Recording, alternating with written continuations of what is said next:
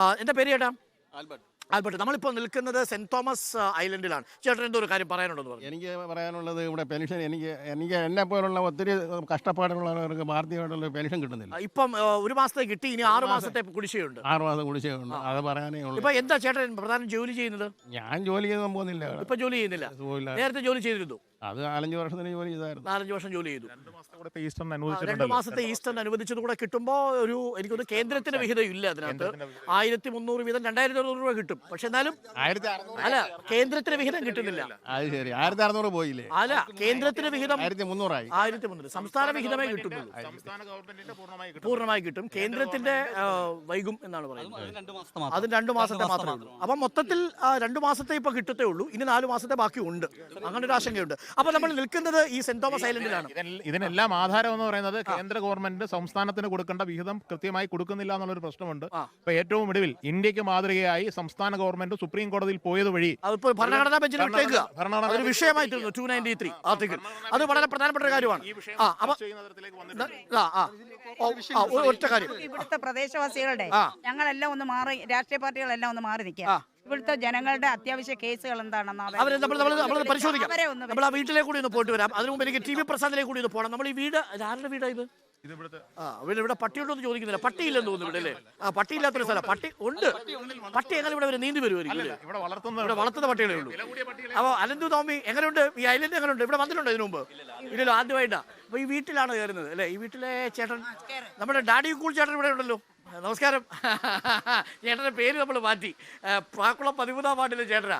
അപ്പോൾ നമസ്കാരം ചേട്ടാ. നമസ്കാരം. അത് ശരി.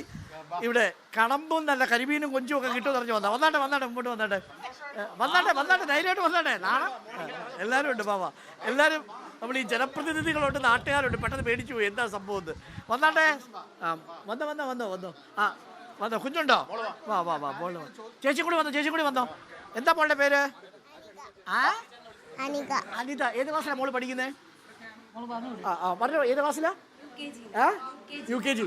UKG പഠിക്കുന്നത്? അത് ശരി. ചേച്ചി ഒരു കാര്യം ചോദിച്ചോട്ടെ, മീൻ്റെ കാര്യം ചോദിക്കാം. ഒന്ന് ഇങ്ങോട്ട് വന്നാട്ടെ. ഇപ്പൊ ഇവിടെ ഇപ്പൊ എത്ര കാലമായിട്ട് താമസിക്കുന്നുണ്ട്? 28 കൊല്ലമായിട്ട്. ഇവിടെ ഉള്ള ആളായിരുന്നു അതോ ഇങ്ങോട്ട് വന്നതാണോ? കൊണ്ടുവന്നതാ, അല്ലേ? അപ്പോൾ ഞങ്ങളിവിടെ വിചാരിച്ചു നല്ല എന്താണ് ഉഴവാലി മീനുണ്ടാവും എന്ന് കരുതി കയറിയതാ. ഇവിടെ ഉണ്ടോ? മീനുണ്ടോ? ഉഴവാലി വന്നു. ഉഴവാലി മീൻ നമുക്കൊന്ന് കാണാം. ഇതാണ് കേട്ടോ ഉഴവാലി. ഉഴവാലി നമ്മൾ പറഞ്ഞതേ ഉള്ളൂ. അഷ്ടമുടിക്കാരത് പിടിച്ചോണ്ട് വന്നു. അപ്പോൾ ഉഴവാലി മത്സ്യം നമുക്കൊന്ന് കാണാം. TV പ്രസാദിന് ഒരു വാർത്തയും ബ്രേക്ക് ചെയ്യാനുണ്ട്. ചില കാര്യങ്ങൾ അവിടെ ഉഴുന്ന് ഇങ്ങനെ മാറ്റും. ഇതാണ് ഉഴവാല. പെടക്കണ മീനല്ലേ ഉഴവാലി? അയ്യോ, ചാടിപ്പോയി. പെടക്കണ മീനാണ്. പ്രേക്ഷകരെ നോക്കൂ, ഇതാണ് ഉഴവാലി എന്ന് പറയുന്നത്. ഇത് കട്ട് ചെയ്തിട്ട് ഇതാണ് ഉഴവാലി എന്ന് പറയുന്ന മത്സ്യം. ഇപ്പോൾ കായലിൽ നിന്ന് പിടിച്ച് ഇങ്ങോട്ട് കൊണ്ടുവന്നേ ഉള്ളൂ. ഇതിനിപ്പോൾ എത്ര വില ഉണ്ടാവും? ഇതിന് 100 രൂപയ്ക്ക് ഇത്ര എണ്ണം. 100 രൂപയ്ക്ക് ഇത്ര എണ്ണം. 16 എണ്ണം 100 രൂപയ്ക്ക് കിട്ടും.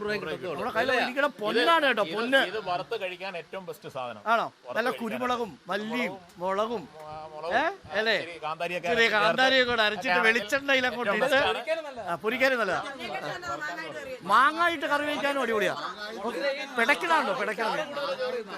ചാറ് കൂടി പെടക്കണ മീനാണ് ഉഴവാലി. കൊള്ളാല്ലേ? വറുത്ത് നല്ല ക്രിസ്പി ആയിട്ട് എടുത്താല് ആ മുള്ളുൾപ്പെടെ നമുക്ക് കഴിക്കാം. ആണ്. അപ്പം നിങ്ങൾ നോക്കൂ, ഇത് ശരിക്കും പറഞ്ഞാൽ അഷ്ടമുടിയുടെ ഒരു സിഗ്നേച്ചർ മീനാ. കരിമീൻ പോലെ അഷ്ടമുടിയുടെ അടയാളമാണ് ഉഴവാലിയും പ്രാച്ചിയുമാണ് സംഭവം. അടിപൊളിയായിട്ടുണ്ട്. അപ്പോൾ നിങ്ങൾ എപ്പോഴെങ്കിലും അഷ്ടമുടി വന്നാൽ ഇവിടെ 100 രൂപയ്ക്ക് ഒരു 15 എണ്ണം വാങ്ങിച്ചുകൊണ്ട് പോവാ. ഉറക്കുക, പിള്ളേരൊക്കെ കഴിക്കട്ടെ. വെക്കേഷൻ അല്ലേ, അടിപൊളിയാക്കാം. അപ്പോൾ നമ്മൾ